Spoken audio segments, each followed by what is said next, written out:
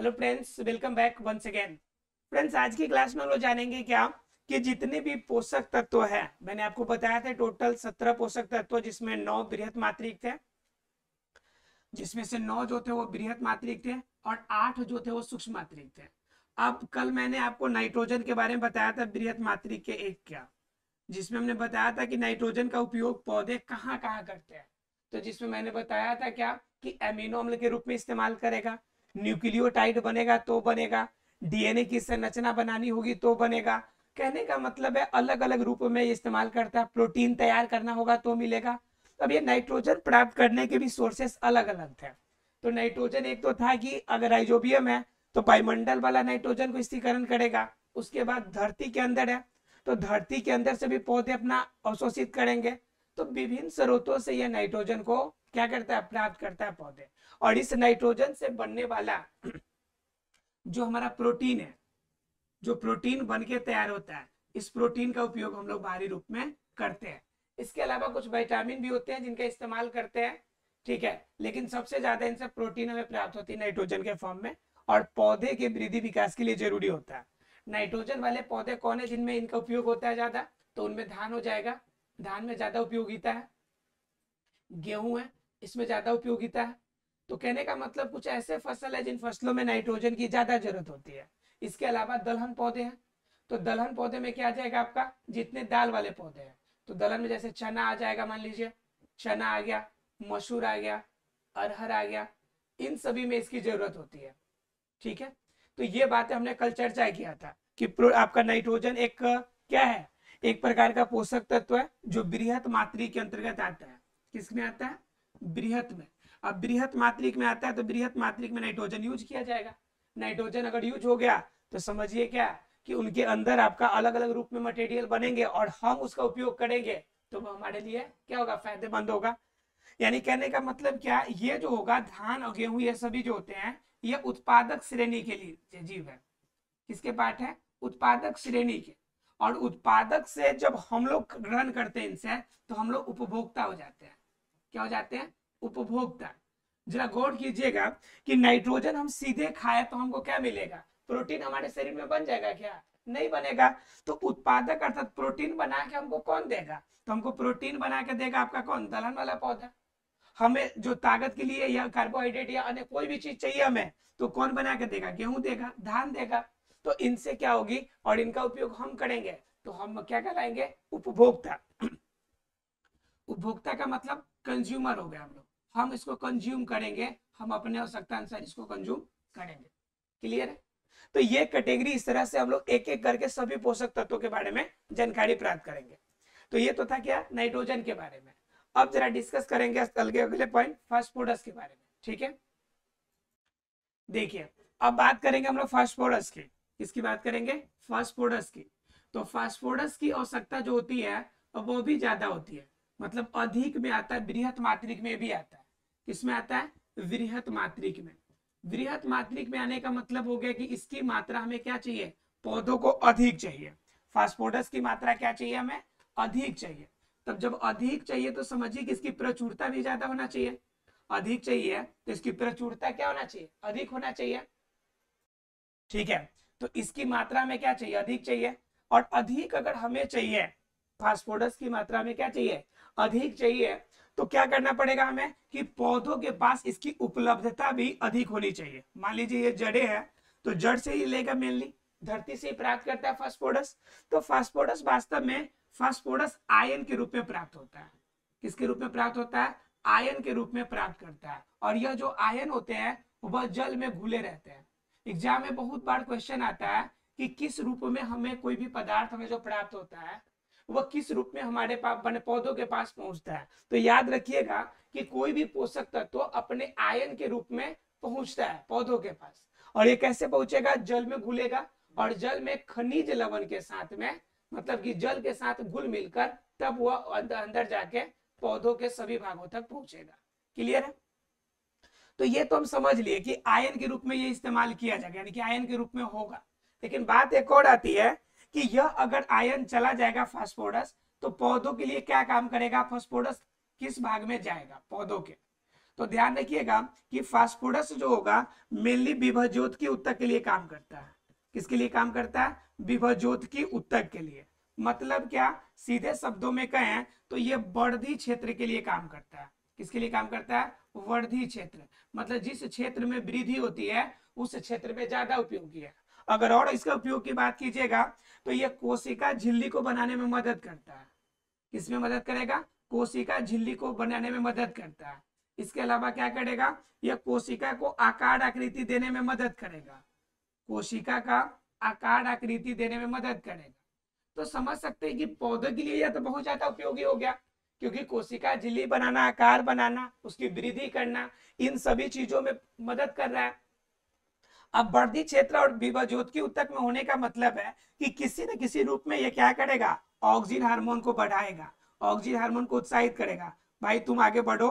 तो क्योंकि oxygen hormone से वृद्धि होनी है, तो उस कंडीशन में यह किसी न किसी रूप में बृहत मात्रिक ऑक्सीजन को भी प्रभावित करेगा। तो ये क्या होगा? आयन के रूप में जाएंगे। इनके फायदे हो जाएंगे विभवज्योत की उत्तक, वर्धी क्षेत्र, इन सभी क्षेत्रों में काम करना।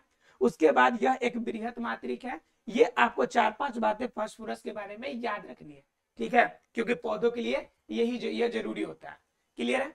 चलिए बात करेंगे अब अगले पोषक तत्व की। 2 हो गए हमारे, अब तीसरे पोषक तत्व की बात कर लेते हैं। देखिए बात करेंगे हम लोग पोटेशियम के बारे में। इसके बारे में बात करेंगे, पोटेशियम आयन के बारे में। तो पोटेशियम है तो कंफर्म है कि ये किस रूप में प्राप्त करेगा पौधे? तो ये प्राप्त करेगा पोटेशियम के आयन के रूप में। तो आयन के रूप में मतलब क्या? K+ के रूप में ये प्राप्त होंगे पौधे को। अब बात आती है कि पोटेशियम आयन जो प्राप्त होगा पौधे को कहां से प्राप्त होगा? तो पौधे को यह प्राप्त होगा धरती से, यानी कि जमीन से। ठीक है, धरती या जमीन से। क्लियर है? अब बात आती है कि ये जो होगा पोटेशियम, यह बृहत मात्रिक है या सूक्ष्म मात्रिक है? तो इसकी मात्रा पौधे को ज्यादा चाहिए, तो ये क्या कहलाएगा? बृहत मात्रिक। आपको अभी तक जो पढ़े उसको याद रखने का तरीका है कि NPK, ये तीनों बृहत मात्रिक है और तीनों की उपयोगिता पौधे में सबसे ज्यादा प्राथमिकता रखती है। N से नाइट्रोजन, P से फास्फोरस और K से पोटेशियम। इसको NPK खाद के नाम से भी जाना जाता है। ठीक है, और सभी के सभी जो प्राप्त होंगे वो आयन के रूप में ही प्राप्त होने वाले हैं। क्लियर है? तो ये पोटेशियम आयन के रूप में प्राप्त होंगे, जमीन से प्राप्त होंगे, बृहत मात्रिक होंगे। अब बात ये आती है कि पोटेशियम आयन का उपयोग क्या होता है? तो सबसे बड़ा उपयोग इसका हो जाता है ना कि प्रकाश संश्लेषण क्रिया करने में मदद करेगा। प्रकाश संश्लेषण क्रिया में मदद करेगा। अब समझ सकते हैं कि प्रकाश संश्लेषण मतलब क्या हो गया? कि पौधों के लिए सबसे उपयोगी का, पौधों के लिए सबसे उपयोगी का, के लिए सबसे उपयोगी का। अब पौधों के लिए जो सबसे उपयोगी काम हो गया क्या?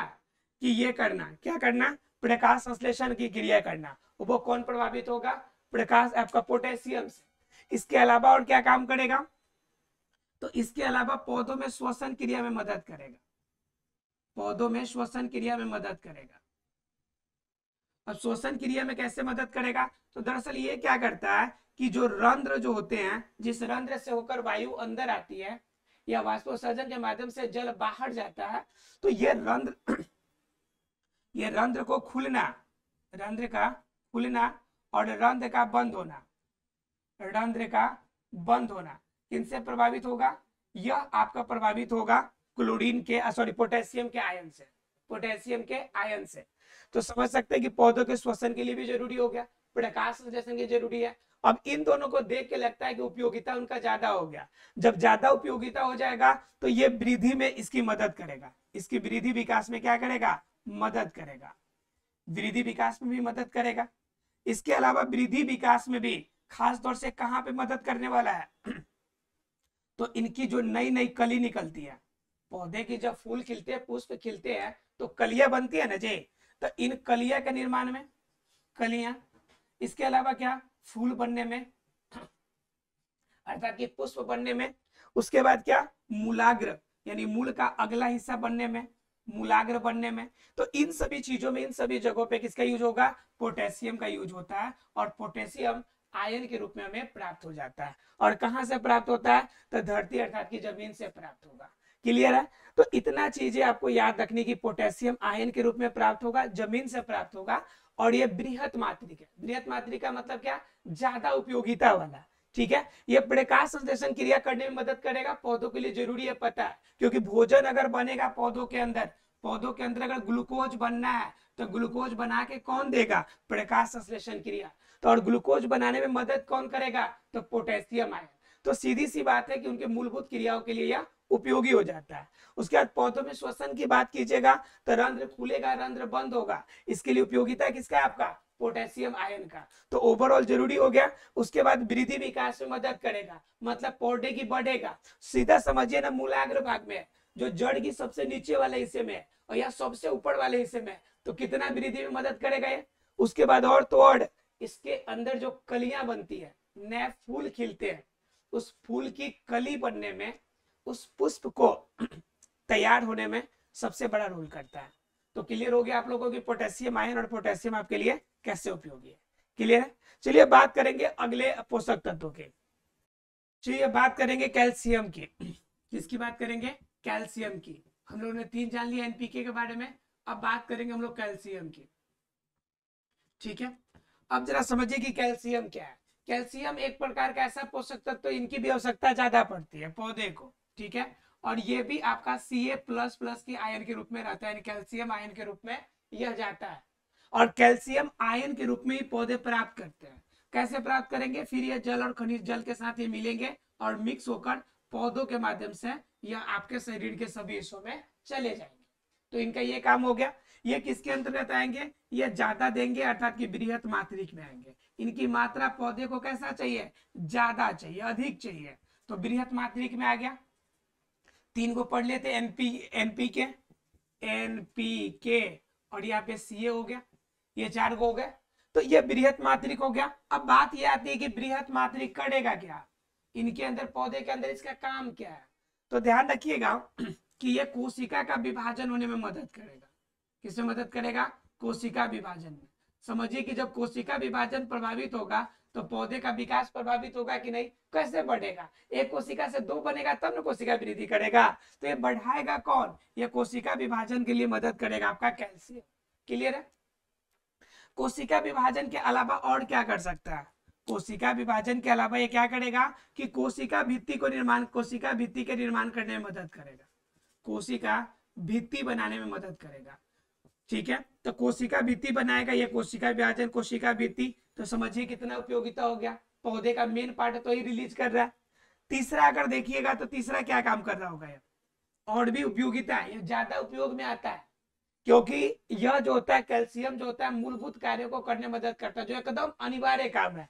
समझ रहे कोशिका विभाजन कितना जरूरी है। कोशिका विभाजन होगा तो वृद्धि रुक जाएगी तुरंत। एक कोशिका से 2 कोशिका बनना हो तो हमने आपका पौधे का आकार आकृति बढ़ेगा, और ये कौन कंट्रोल करेगा, कैल्शियम कंट्रोल करेगा, ठीक है।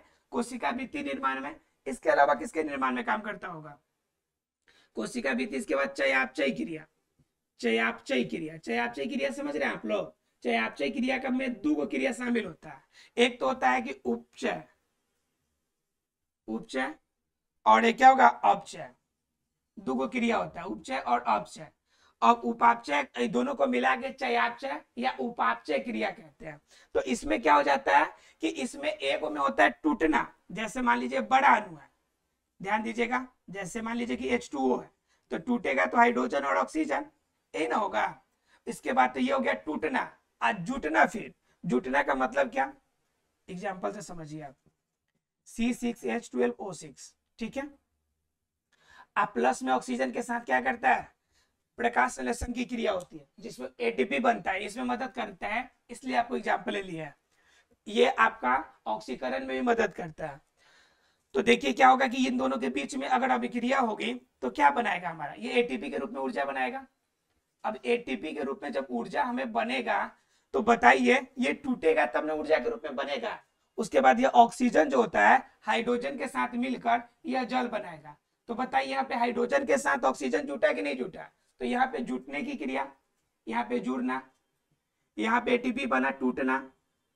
अब एटीपी के अंदर क्या बनेगा, ये C6H12 बना है तो ये टूटेगा, तो ये पायरुवेट में टूटेगा, C3H6O3, ये 3 गो वाला में टूटेगा, ठीक है। तो देखिए यहाँ पे ये C6 6 गो वाला था, यहाँ पे 3 गो वाला हो गया। तो बताइए टूटा कि नहीं टूटा, तो यहाँ पे टूटना, यहाँ पे टूट गया और यहाँ पे क्या हो गया, हाइड्रोजन आके जुड़ गया, तो यहाँ पे जुड़ना। तो यह टूटने और जुड़ने, इन दोनों तरह की क्रियाओं में कौन मदद करेगा, कैल्शियम मदद करेगा। इसलिए इसलिए कहा जाता है क्या, कि यह चयापचय क्रिया में मदद करेगा। चयापचय का मतलब हो गया कि टूटने और जुटने दोनों क्रिया में मदद करेगा। कौन मदद करेगा, तो कैल्शियम मदद करेगा। तो कैल्शियम समझ सकते हैं कितना उपयोगी हो गया, विभाजन करने में मदद करेगा कोशिका भित्ति। अब देखिए कोशिका भित्ति के अंदर जो कोशिका झिल्ली की जो कैल्शियम की पैक्टिन होती है, उस कैल्शियम की पैक्टिन बनाने में मदद कौन करता है, कैल्शियम करता है। कोशिका अब जो भित्ति है उसके अंदर वाला लेयर को बनाने में, जो कि कैल्शियम की पैक्टिन कहलाती है, उसको बनाने में ये क्या करता है, मदद करता है। सीधे शब्दों में कहें कि यह बृहत मात्रिक वाला बड़ा खतरनाक है, ठीक है। इसका उपयोगिता क्या है, बहुत ज्यादा होती है पौधे को। क्लियर है आप लोग को। तो इसके बृहत मात्रिक में होगा, कैल्शियम आयन के रूप में होगा प्राप्त, कोशिका विभाजन में मदद करेगा, कोशिका भित्ति निर्माण में, चयापचय अर्थात टूटने और जुटने की क्रिया में मदद करेगा। एग्जाम्पल के तौर पे याद रखिएगा कि जो आपका ऊर्जा बनती है, इस ऊर्जा बनने में कैल्शियम का योगदान बहुत बड़ा होता है। क्लियर है आप लोग को। चलिए अब ये तो हो गया आपका कैल्शियम का। अब देखते हैं अगले पोषक तत्व कौन है। देखिए तो बात करेंगे हम लोग मैग्नीशियम की। अब किसकी बात करेंगे, मैग्नीशियम की। आपको पता है कि मैग्नीशियम भी हमारा क्या है, एनपीके सी देख लिए। अब एमजी को भी इसमें डाल लीजिए। ये सभी हम किसके बारे में बात कर रहे हैं अभी, बृहत मात्रिक वाला, बृहत मात्रिक वाला। तो मैग्नीशियम तक पहुंच गया। अब देखिए मैग्नीशियम क्या हो गया कि अब बृहत मात्रिक में डाल दिया, तो ये अब जानने की जरूरत नहीं है कि इसकी मात्रा इससे अधिक है। ये आपको कॉमन ही लग गया कि ये हम अभी अधिक वाला पढ़ रहा है कि पौधे को इसको ज्यादा चाहिए। ये भी आपको पता चल गया कि मैग्नीशियम जो होगा आयन के रूप में इस्तेमाल किया जाएगा, ठीक है। उसके बाद क्या होगा कि अब बात आती है कि ये जल और खनिज लवण के साथ ये जाएगा, ये तो पता है आपको। अब बात ये आती है कि मैग्नीशियम अगर बृहत मात्रिक है तो पौधे के अंदर काम भी तो बड़ा होना चाहिए। तो दरअसल क्या होता है कि मैग्नीशियम जो होता है वह एंजाइम को सक्रिय करने में मदद करता है, एंजाइम्स को सक्रिय करने में मदद करता है, एंजाइम्स को सक्रिय करने में मदद करेगा। तो एंजाइम्स जब सक्रिय होंगे, समझ रहे बात आप लोग, कि एंजाइम्स जब सक्रिय होगा तो बहुत सारी चयापचय क्रिया करने में मदद करेगा। और इसका एंजाइम सक्रिय होगा ना, तो ये प्रकाश संश्लेषण क्रिया करने वाले एंजाइम्स को आपको क्या कर देगा, काम को तेज कर देगा, संश्लेषण की क्रिया तेज कर देगा, क्रिया तेज कर देगा, ठीक है। समझ रहे कितना ज्यादा उपयोगी है। वो प्रकाश संश्लेषण करने में मदद कर रहा था कैल्शियम, इसकी क्रिया को और धक्का देकर आपका तेज करेगा। आप सीधा समझिए ना एक बार कि आप जब क्या कहते हैं दवा खाते हैं, जैसे मान लीजिए कॉम्बीफ्लाम खा लिया, तो कॉम्बीफ्लाम आपने खा लिया और आपको फायदा नहीं किया, फीवर डाउन नहीं हुआ, तो उसके लिए ओमना कटिन यूज करते हैं ना। ये इसके अंदर आपका पावर 400 होता है तो उसका पावर 1600 होता है, और वो आपका और ज्यादा बूस्ट करता है कि आपके बॉडी पर वो एक्टिवेट हो जाए, काम करे। बात समझ में आ रहा है। तो कहने का मतलब वही चीज है कि यह बूस्टर है, समझ रहे हैं बात आप लोग को, तेजी से इसको बढ़ाने वाला। तो एंजाइम्स क्या करेगा, एंजाइम्स को सक्रिय करेगा, प्रकाश संश्लेषण को और तेज कर देगा। और क्या करेगा कि पौधों के अंदर जो आपके जितने भी केंद्र के अंदर पाए जाने वाले जितने भी न्यूक्लिक एसिड वाला आइटम है, जैसे आरएनए हो गया, ठीक है, तो इन सभी के संश्लेषण में मदद करेगा, के संश्लेषण में मदद करता है, संश्लेषण में मदद करेगा। और तो और कि कैल्शियम के जितना काम है ना, उन सब को सक्रिय करने में, तेज करने में मदद करेगा। तो और क्या काम है उसका, चयापचय क्रिया। तो चयापचय क्रिया को तेज करने के लिए जो एंजाइम्स का सिक्रेशन करता है, वह एंजाइम का सिक्रेशन कौन करेगा, तो मैग्नीशियम इसके एंजाइम्स का सिक्रेशन करता है। क्लियर है, बात समझ आ रही है आप लोग को। एंजाइम्स का सिक्रेशन करने में मदद करता है। तो ओवरऑल देखा जाए तो ये कितना ज्यादा उपयोगी हो जाता है। अर्थात क्या, मैग्नीशियम जो होता है वो पौधे के लिए बृहत मात्रिक नहीं, बहुत बड़ा रोल करता है आपका इसके लिए, ठीक है। क्लियर है आप लोग को। तो ये बृहत मात्रिक हो गया अर्थात कि मैग्नीशियम का। अर्थात अभी तक हम लोगों ने पढ़ा कितना, एनपीके, आपका कैल्शियम, मैग्नीशियम। देखिए इसके अलावा भी और होता है, इसमें कार्बन होता है, ऑक्सीजन होता है, हाइड्रोजन होता है, ये सभी तो आपको पता है। कार्बन है, ऑक्सीजन, ऑक्सीजन है मान लीजिए, O2 है, H2 है, तो ये तो वायुमंडल से मिल जाएंगे। तो इसकी बात हम लोग नहीं कर रहे, जो जमीन से ले रहे हैं ना उसी की बात कर रहे हैं हम लोग, ठीक है। तो ये कार्बन, ऑक्सीजन और हाइड्रोजन, ये CO2 टूट के कार्बन मिल जाता है हमें, तो ये तीनों हमें क्या मिल जाता है, वायुमंडल से प्राप्त हो जाते हैं। तो इन तीनों की बात हम अभी नहीं कर रहे हैं, हालांकि ये तीनों भी किसके अंदर आएगा, बृहत मात्रिक के अंदर ही आएगा। तो बृहत मात्रिक में काउंट कीजिए कितना हो गया, 1 2 3, कैल्शियम 4, मैग्नीशियम 5, उसके बाद क्या हो गया कि कार्बन 6, ऑक्सीजन 7 और हाइड्रोजन 8। एक और बच गया आपका, एक और इसके अंदर कौन आता है, तो एक और आता है आपका सल्फर। एक और क्या आता है, सल्फर आता है। तो सल्फर के बारे में जान लेंगे, और सल्फर के बारे में जानेंगे तो हमारा बृहत मात्रिक क्या हो जाएगा, समाप्त हो जाएगा। ठीक है, चलिए अब जरा बृहत मात्रिक में जानना है सल्फर के बारे में थोड़ा सा। देखिए बात करेंगे हम लोग सल्फर के बारे में। तो देखिए सल्फर क्या होता है कि सल्फर जो प्राप्त होगा हमें वो सल्फेट के आयन में प्राप्त होगा। जैसे हमने सभी का आयन देख रहे थे, तो ये जो आयन हमें प्राप्त होगा SO4 वाले आयन में हमें प्राप्त होगा, सल्फर के आयन में प्राप्त होगा, सल्फेट के आयन में, किसके आयन में, सल्फेट आयन के रूप में प्राप्त होता है। ये जानते हैं, इसलिए क्वेश्चन सब बता रहे हैं ना किस किस आयन में जाएगा, कि ऑब्जेक्टिव क्वेश्चन कभी कभी दे देता है कि किस आयन में जाएगा, आप कंफ्यूज हो जाते हैं। तो ऐसा ना हो कि कोई क्वेश्चन आपका फंसे। देखिए सल्फर की बात कीजिएगा तो ये बृहत मात्रिक है, मतलब इसकी उपयोगिता क्या है, ज्यादा है, इसकी उपयोगिता ज्यादा है, उपयोगिता पौधे के लिए अधिक है, पौधे के लिए क्या है, अधिक है। तो उपयोगिता समझ लिए, और किस रूप में प्राप्त होगा ये पता है, सल्फेट आयन होगा जो जल के साथ मिलकर अंदर जाएगा, ये भी क्लियर है। अब बात कर लेते हैं हम लोग कि सल्फर ये काम कहाँ करता है, पौधे के अंदर काम क्या करेगा, ये जान लेते हैं। तो सल्फर देखिए, सल्फर का काम आपका उपयोगिता देखने में ज्यादा नहीं है, लेकिन है सबसे ज्यादा उपयोगी, इसलिए क्योंकि विटामिन में ये सबसे ज्यादा पाया जाता है। जो थायमिन है आपका, विटामिन अर्थात कि B1 है आपका, विटामिन B1, तो विटामिन B1 में इस सल्फर की मात्रा सबसे ज्यादा होती है। तो समझिए कि आपका विटामिन कितना ज्यादा उपयोगी है, जो सामान्य रूप से कुछ भी आपके बॉडी के अंदर संश्लेषित नहीं होता है। तो आपको लेना है विटामिन B1, तो आपका सल्फर जिसमें ज्यादा मात्रा में होगा उस पौधे को लेना पड़ेगा, तो आपके लिए उपयोगी होगा। तो ये विटामिन B1 आपको इसके यानी कि विटामिन के स्रोत में ये पाए जाते हैं। क्लियर है, सबसे बड़ा बात है कि विटामिन के स्रोत के रूप में। इसके अलावा और कहां पाए जाते हैं, इसके अलावा कह रहा है कि प्रकाश संश्लेषण के एंजाइम्स बनाने में, प्रकाश संश्लेषी, एक बात ध्यान रखिएगा, एंजाइम बनाने में मदद कर रहा था मैग्नीशियम, और ये जो मदद करेगा यह को एंजाइम्स बनाएगा। को एंजाइम समझते हैं आप लोग, को एंजाइम्स का मतलब होता है ऐसा एंजाइम जो एंजाइम को धकेल दे, मतलब समझ रहे हैं आप लोग, मतलब क्या होता है कि एगो खूब तेज रफ्तार, एगो धीरे धीरे, मान लीजिए लड़का दौड़ रहा है, ठीक है, अब ट्रेनर उसके पास गया और उसको धक्का देके कहा और तेज चलो और तेज दौड़ो, और मालूम चले कि उसके पीछे एक और आपका ट्रेनर चला गया और उसको भी धक्का दे दिया कि और तेज भगाओ और तेज भगाओ, तो समझ रहे हैं कितना ज्यादा बूस्ट हो जाएगा, बहुत तेजी से भागने लगेगा। तो यह जो तेजी से भगाएगा वह कहलाता हमारा कोएंजाइम। क्या कहलाता है, कोएंजाइम। कोएंजाइम का मतलब क्या, जो एंजाइमों को धक्का दे दे उसको सहयोगी एंजाइम्स, ठीक है।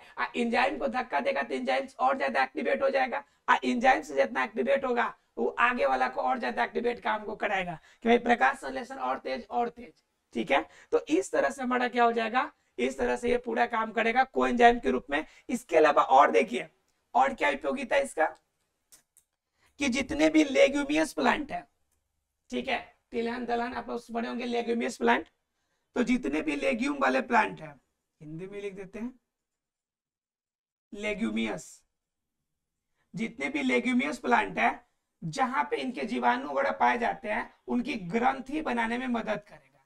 क्या बनाने में मदद करेगा, उसकी ग्रंथि बनाने में मदद करेगा। मतलब क्या, सल्फर जो है सीधे शब्दों में कहे कि देखने में छोटा लगता है लेकिन उपयोगिता सबसे ज्यादा है, ठीक है। और ध्यान रखिएगा जो प्राकृतिक रबड़ प्राप्त होता है ना, प्राकृतिक रबड़ में इसकी आपकी जो मात्रा होती है सल्फर की वो बहुत ज्यादा होती है, ठीक है, क्योंकि सल्फर के वल्कनीकरण करके हम लोग आपका कृत्रिम तरीके से भी आपका रबर बनाते हैं, तो रबर में इसकी उपयोगिता क्या हो जाती है, सबसे ज्यादा हो जाती है। आशा है फ्रेंड्स कि आपको बृहत मात्रिक पोषक तत्व क्लियर हो गया होगा। अगले क्लास में हम लोग जानेंगे सूक्ष्म मात्रिक पोषक तत्वों के बारे में। तब तक के लिए thank you very much friends.